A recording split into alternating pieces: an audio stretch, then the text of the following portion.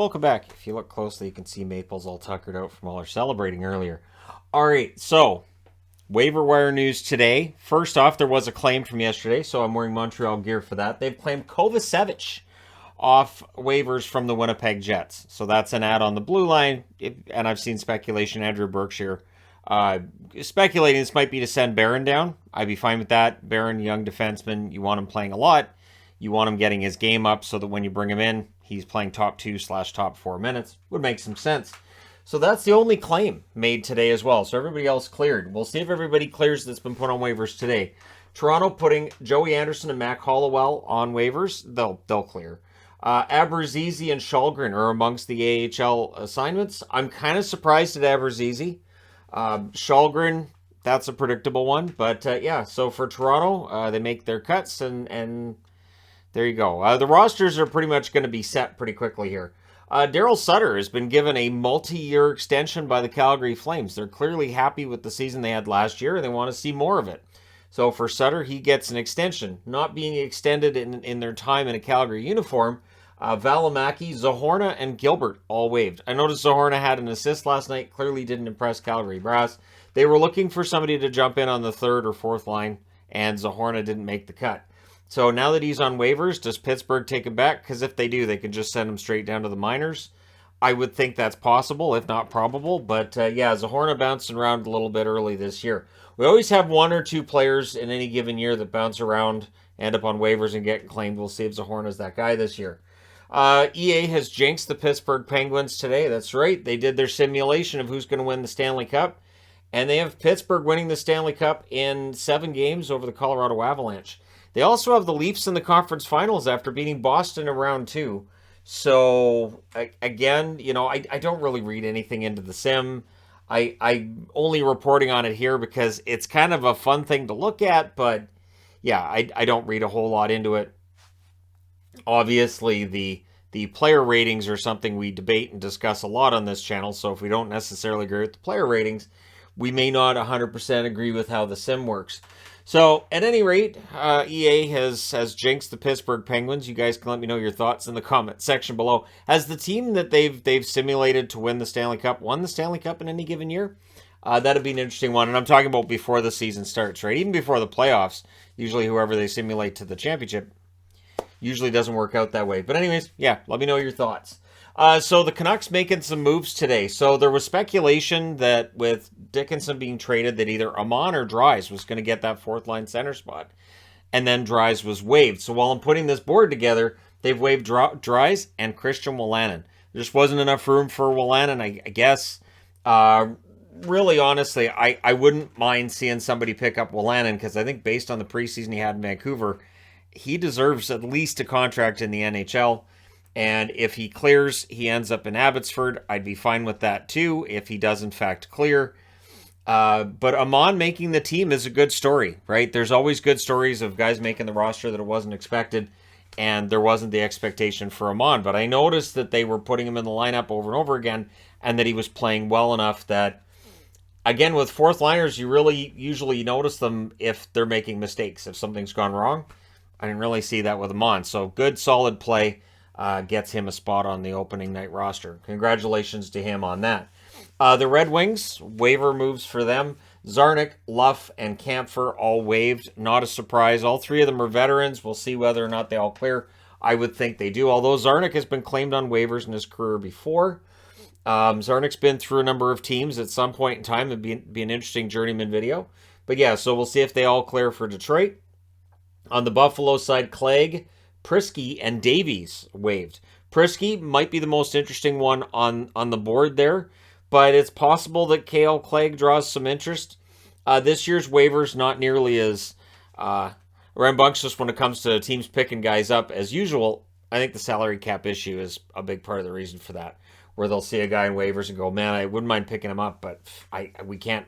How do we fit that under the cap? And we've got these other headaches, so they just don't do it. Seattle lost Hellberg on waivers. Are they going to lose Decord on waivers? So True and Decord are both on waivers. I think Alex True passes through waivers without a problem, but there are definitely some teams in the league that might be able to use Decord, including his former team in in Ottawa, would Ottawa look to pick him up? And would that be something that Sens fans would be interested in? Would Joey Dacord's return be interesting?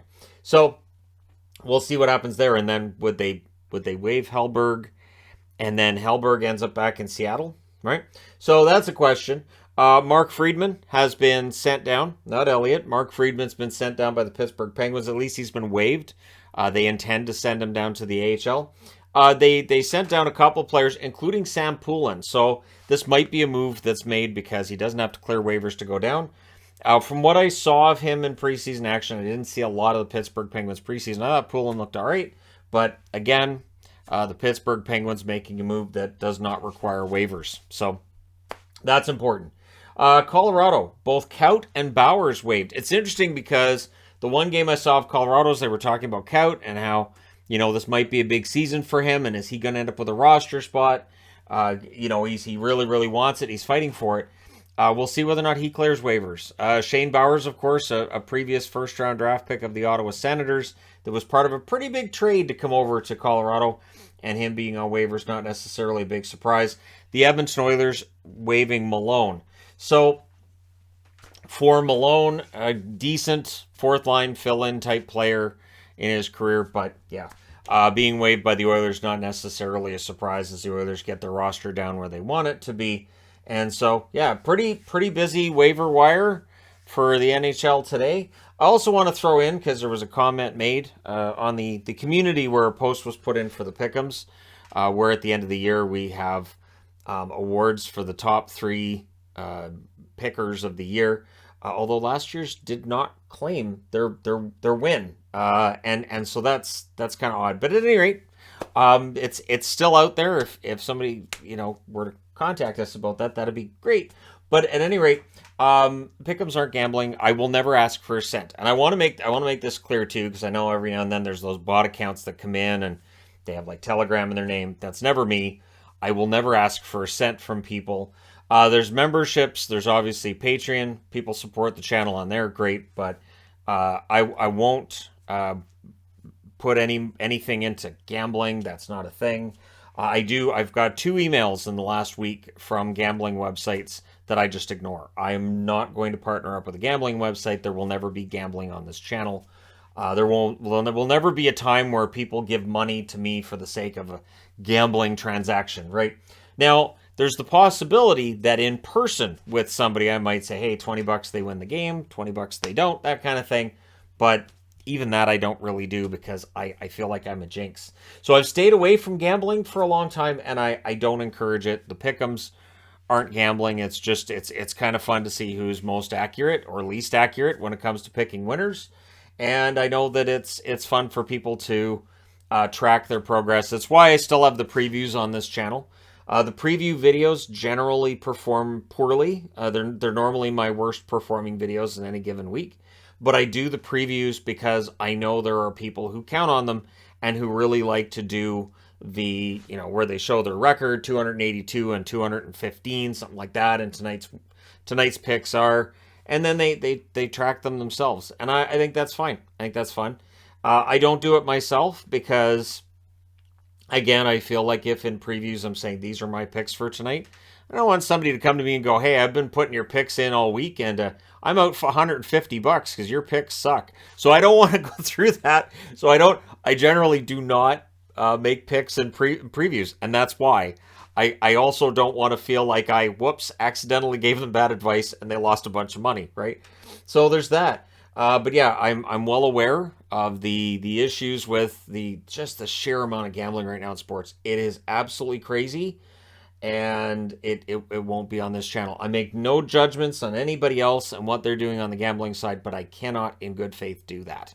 So yeah, the pick'ems aren't gambling. So anytime that there'd be any kind of a winner, it's out of our pocket. It's not out of the pocket of the person who won it.